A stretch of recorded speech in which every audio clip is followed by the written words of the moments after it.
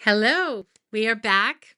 We're talking about what food is not in our course Outsmart Big Food, Fast Food, and Junk Food. And the way we're going to do that is by learning what food is and what food isn't.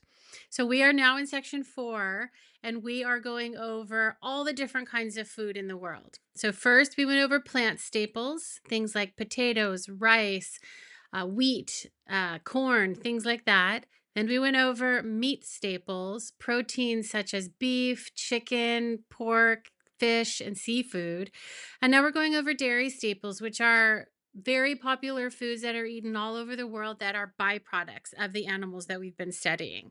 So, in our last lesson, we went over milks and cream. And in this lesson, we're going over cheese.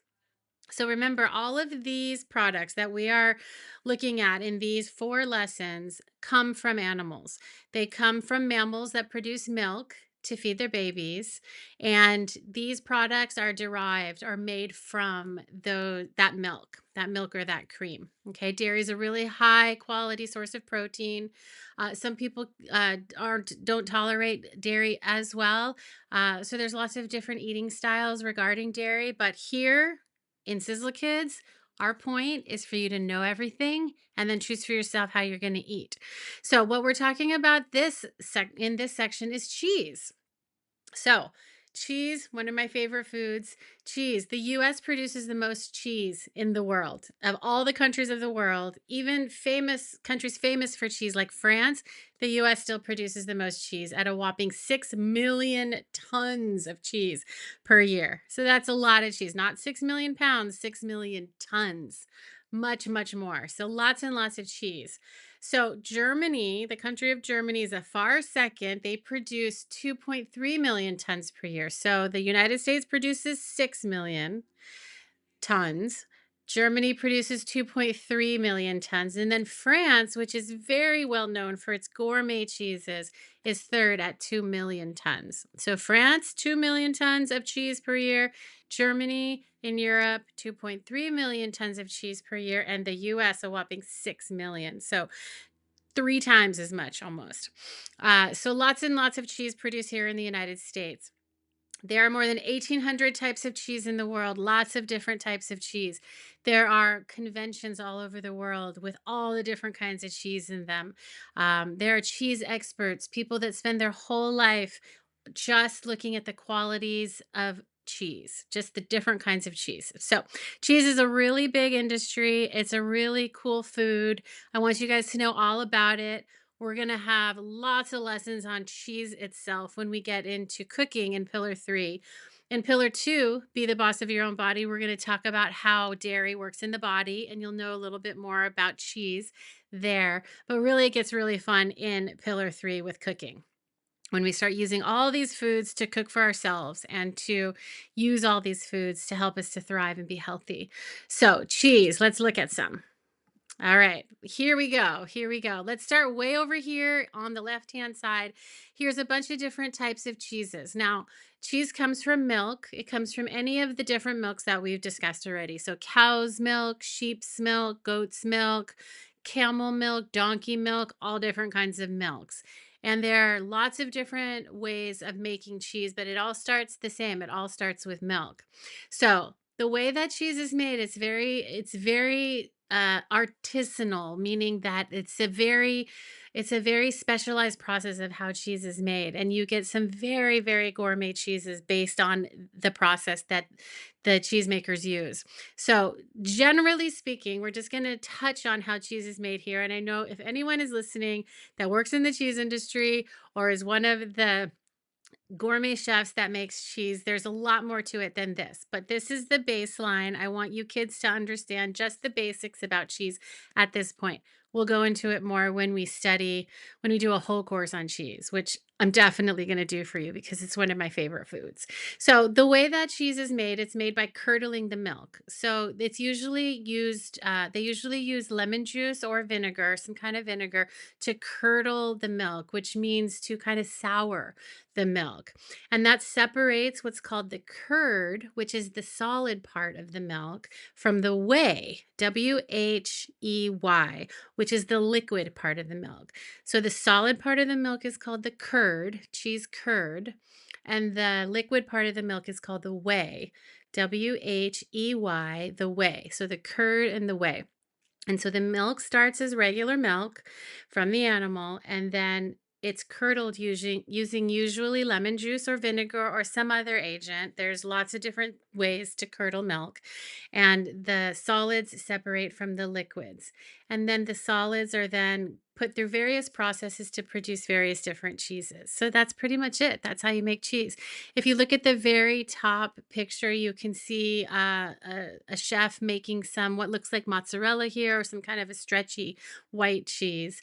Um, and he there is separating the curd, the solid part of the cheese, from the whey, the liquid part of the cheese, which will be left behind in that barrel there. So that's how cheese is generally made. I wanted to go over some of the different kinds of cheeses you might find out there on in the grocery store, or in a restaurant, or or anywhere that you find cheese. One thing I do want you to keep in mind over here on the left hand side, I wanted to show you what processed cheese looks like. So we have Kraft singles, we have all kinds of different processed cheese. And what processed cheese is it's 50% actual cheese that's just made the way that we just explained, and then 50% emulsifiers and additives and things that are not necessarily natural, and that don't come from the milk itself. They are added to the cheese to make it last longer or taste different, usually to last longer. So I want you to keep that in mind when you're eating processed cheese and not just raw cheese or fresh cheese. That is what you're eating, is about 50% emulsifiers and fillers. Now, that's different from pasteurization. Pasteurization is a process by which bacteria and various other things that occur naturally in the milk will be taken out. I don't want to get into that right here, right now, because we have a whole nother course on preserving food and labeling and pasteurization and all different kinds of things like that. And we'll get into that later. But I do want you to know that there is a difference between processed cheese, 50% cheese, 50% additives, and fresh cheese. So, like I said before, the US produces the most cheese anywhere in the world, especially in the state of Wisconsin. Thank you very much, Wisconsin. I'm very happy that you do what you do with the cheese. Europe is known for its gourmet cheeses, even though the United States produces the most cheese. Europe is known for its gourmet cheeses. So, on that note, I wanted to get into what I thought was really interesting when I was doing some research for cheese, the most expensive cheeses in the world. The most expensive cheese ever sold in the world is from Spain. It's a blue cheese. It's right over here underneath the white rectangle that gives us our facts about cheese. It's called Cabrales Blue. It's a blue cheese. And in 2023, one 5 pound wheel, which is pretty big. It's pretty big. It's about this big. But one 5 pound wheel of that cheese sold for $32,000. Very, very expensive cheese. Another very expensive cheese is poulet. It's made from donkey's milk, and it can run up to $1,700 a pound. So cheaper than the blue cheese that we have there. But I give you pictures of both of these cheeses here. The Cabrales Blue and the Poulet are very, very expensive cheeses. So the whole cheese industry is very specialized, and it's very gourmet, and there's all kinds of different levels of expense in cheese, quality in cheese. Like I said, there are people that spend their whole careers just making cheese and judging cheese and rating cheese. You have whole cheese courses at various restaurants all over the world. And cheese is just a very big industry, and it's just something that all of us are somewhat familiar with. But a lot of us are not familiar with how many different kinds of cheese there are, and how gourmet cheese can get, how expensive it can get, and all the different varieties. So, on that note, we're going to go over a little bit of the different varieties of cheese that you might find out there. Now, there are 1,800 plus varieties of cheese. So these are just a few that are common and that you might see. So let's start up here right above my head right here. This is a bunch of different kinds. We have some mozzarella, we have some Gouda, we have some cheddar, we have some Parmesan, a little bit of everything there. Let's go straight over from that to our blue cheeses. There's lots of different kinds of blue cheese. There's gorgonzola, there's blue, there's all different kinds. And what it basically is it has this vein of blue or sometimes a little bit green in it. It's more salty. It's a very strong flavor. And these are our blue cheeses. Let's go straight over from there. Cheddar. That's the most popular. You're probably familiar with cheddar. You get it shredded or you can have it sliced. It's an orange cheese, kind of a semi hard cheese. Let's go up from there. Mozzarella. We have mozzarella sticks. We have mozzarella on pizza. The the chef making the cheese in the barrel looks like mozzarella. Mozzarella is a very popular cheese, especially in Italian food, and it's very delicious. Y'all know what mozzarella is. If you've ever had a slice of pizza, it uses mozzarella. So let's go down to the very bottom. We have different textures of cheeses, and I wanted to give you just a few examples of a couple of them. Now there's more than this. These are just a couple of the more popular ones, or ones that you might see in the grocery store at a restaurant. So we have our soft ripened cheeses here first, which is a brie. This what you're seeing here is a French brie, and the inside of the cheese is spreadable. You could spread it on bread, you could spread it on crackers. It's soft. It's soft. It's a cheese that has sat and has created a rind. There's a rind around it, and inside is a soft ripened cheese, and it's soft, so soft that you can spread it. Let's head over to the side here. This is a block of Havarti, which is a semi-soft cheese. So it's not as soft as a brie, but you can slice it. Um, Cheddar is also a semi-soft. The one right above it is a cheddar that's a semi-soft. So think about the blocks of cheese that you get in the grocery store and how you can make slices. You can slice those cheeses. They stay together, but you can slice them pretty easily.